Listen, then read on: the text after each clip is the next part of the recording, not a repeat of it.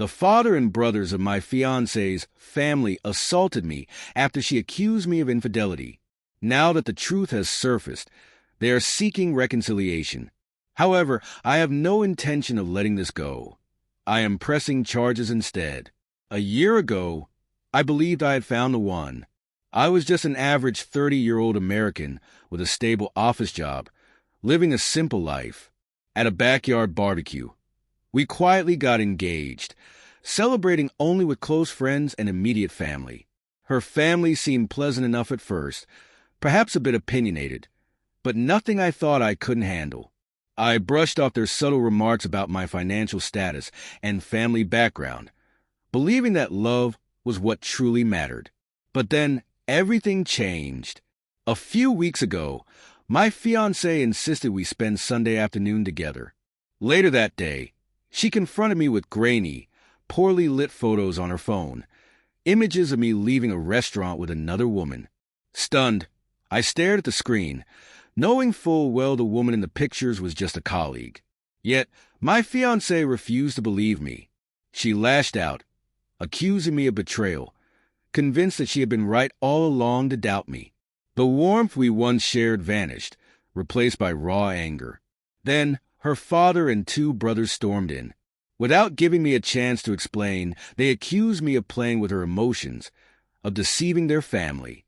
Desperate to clear the misunderstanding, I pulled out my phone to show text messages proving my innocence. They didn't care. Without hesitation, they attacked me. Blows rained down as a lamp crashed to the floor. I struggled to shield myself, barely conscious, as they left me battered and humiliated. Before walking out, they warned me never to approach their daughter again. My fiancée stood at the doorway, arms crossed, her expression cold. "You're lucky they didn't break your bones," she said flatly, adding that the engagement was over. It all happened so fast. One moment, I was planning a wedding. The next, I was lying on the floor, beaten and abandoned. I dragged myself to the hospital, where the doctor asked if I wanted to report the assault. My head was spinning, but I knew I couldn't let this slide.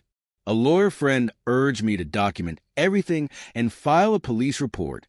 The officers were sympathetic, photographing my injuries and taking down details.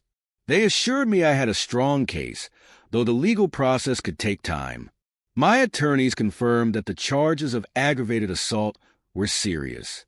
Even though pressing charges would create a storm, I saw no other choice. For a week, I wandered in disbelief, unsure of how my life had unraveled so quickly. Then, out of nowhere, a distant relative reached out. "I have something important to tell you," he said in a hushed voice. We arranged to meet at a roadside diner.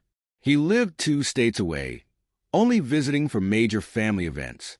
That night, he sat across from me, glancing around nervously before speaking. "You deserve to know the truth." Leaning in, he revealed the shocking reality. My fiancé's mother had orchestrated the entire scandal. She had always disapproved of me, believing her daughter should marry the son of a wealthy family friend. To ensure I was out of the picture, she had someone follow me, take misleading photos, and fabricate an affair. She spread lies, convinced your fiancée that you were cheating, and manipulated her into believing she saw you with other women, he explained. By the time I walked through that door, my fiancée had already made up her mind. I was guilty. And knowing how hot-headed her father and brothers were, her mother likely anticipated their violent reaction. I sat there, my mind racing. The depth of betrayal was staggering. I had been set up, falsely accused, and nearly beaten unconscious over a lie. Now, they want to make amends, but I refuse to let them walk away unpunished. They're going to prison. If they believed I had been unfaithful, they would have had no qualms about intimidating me. My fury boiled over as I clenched my fists, realizing they had orchestrated this elaborate scheme to tear us apart. And now, I bore the physical scars of their deception. "Do you have proof?" I asked. With a solemn nod, my uncle handed me a USB drive. "There are text messages and even a conversation I overheard between your fiancé's mother and her friend. They openly discussed setting you up, he said. Her intentions were unmistakable. She wanted you gone so her daughter could marry someone more affluent. Disgust churned in my stomach. I thanked him and left, barely touching my coffee, too consumed by my thoughts. The next time I met my lawyer, I presented the evidence. His expression hardened as he reviewed the messages. "This changes everything," he said firmly. "Your assault case is now even stronger. We can prove this was a calculated conspiracy. Malicious intent is evident. You need to turn this over to the authorities immediately." When the detective examined the transcripts, his eyebrows shot up. It was clear to everyone now. This wasn't just an attack. It was a deliberate setup with a violent outcome. The mother's involvement elevated the case to something far more sinister. A few days later, my ex-fiancé reached out. "Maybe we were too hasty," her father said over the phone, his voice laced with regret. "I'd be open to talking," I replied, though my lawyer advised against meeting them alone. I refused. Soon after, my ex-fiancé texted me saying, "I'm really sorry.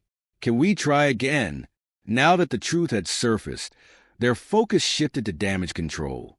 They wanted to smooth things over as if nothing had happened. Unbelievable. They had physically assaulted me and tarnished my name, and now they were desperate to make amends, clearly aware of the legal storm heading their way. Their desperation escalated. They pounded on my apartment door, pleading for forgiveness. I ignored them and called the police to report the harassment, never once opening the door. Another voicemail followed. My mother lied to me. "Please, you have to believe me. I was manipulated." Her voice wavered, but I couldn't ignore what she had done. She had believed her mother's lies without a shred of proof, and in an instant, she had turned against me. The district attorney handling my case reviewed the new evidence and nodded grimly. "If we uncover any financial arrangements linked to the proposed marriage, we can file additional charges: conspiracy, attempted extortion, and further assault charges against her father and brothers. If convicted, they're facing real prison time." This wasn't an empty threat. There were text messages, witness testimonies, my uncle's statement, and medical records documenting my injuries. Her mother had set the wheels in motion, and her father and brothers had carried out an attack based on a fabricated accusation. As the legal process unfolded, my ex-fiancée continued messaging me, her words filled with guilt and regret. "I was scared of my own family," she admitted. "Please talk to me." I sat in silence, contemplating. Why hadn't she defended me when it mattered? If she truly loved me, she had a chance to stand by my side, but she chose blind rage instead. Now, she begged for forgiveness, but it wouldn't heal my wounds or undo the betrayal. Their family tried a new tactic.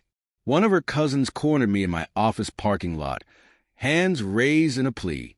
"Please drop the charges. No one wants to drag this into court." I met his desperate gaze and gave him my answer. "No, because the truth matters. A mistake doesn't justify deceit, violence, or premeditated harm." They offered to cover my medical expenses and even proposed a settlement, as hinted at by the cousin. I loathed the idea. Justice should take its course, and if found guilty, they deserve to face the legal consequences. I had no interest in being paid off. My lawyer informed me that the police had already made arrests. The father and brothers were taken into custody on charges of assault and battery. As for the conspiracy, the mother was brought in for questioning. While my ex-fiancée hadn't physically harmed me, her credibility had been shattered. She hadn't been arrested, but she was complicit. Rumors spread that her mother played the victim during interrogation, claiming she only wanted to protect her daughter's reputation. But the text messages told another story. She had orchestrated everything, fabricated evidence, and set the events in motion. The authorities had it all. The father and brothers defended their actions by saying they were safeguarding their daughter's honor. The detectives weren't buying it. There was a stark difference between protecting someone's dignity and planning an unprovoked attack. Desperation consumed my ex-fiancée. She pleaded to meet me near the courthouse. Against my lawyer's advice, I agreed, on the condition that a friend accompanied me as a witness. When she arrived, her eyes were swollen from crying, her face etched with exhaustion. "They've been charged," she choked out. "Our home might be at risk. I beg you, please, let's not take this to court." As I looked at her across the table, I recalled how quickly she had condemned me. She had made her choice the moment she stood by and allowed them to attack me. Her apology was meaningless. Leaning forward, I kept my voice steady so my friend could hear. "You believed a lie without giving me a chance to defend myself. You stood there while they beat me, did nothing as I lay bleeding, and now you want me to forget it just because the truth has surfaced." Her hands trembled, her sobs punctuating the silence. "My mother convinced me you were cheating. She said the photos of you at lunch with your co-worker were proof. I didn't know who to trust." I scoffed. "If you truly cared, you would have come to me first. You would have asked for an explanation instead of letting your emotions spiral. Instead, you stood aside and watched as I was brutalized. And now that you're facing legal consequences, you want sympathy? That's on you."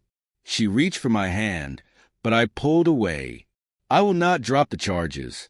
They deserve to be held accountable. If you think love means tolerating abuse and injustice, then you never really loved me." She wept uncontrollably, but I had no patience left. When she pleaded again, I stood up, leaving her behind as I walked away. The legal proceedings moved forward over the next few weeks. Charges were formally filed against her father and brothers. Her mother faced charges for conspiracy. My lawyer kept me updated every step of the way. A once proud and entitled family was now crumbling under the weight of justice. They tried everything, plea bargains, sob stories, but the evidence was damning. On the day of the trial, I took the stand, recounting the attack and the web of deception that led to it. The jury examined photos of my injuries, reviewed the text messages that exposed her mother's scheme, and heard my uncle's testimony.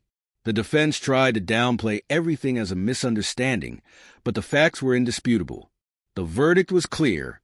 The father and brothers were convicted and sentenced to prison for aggravated assault.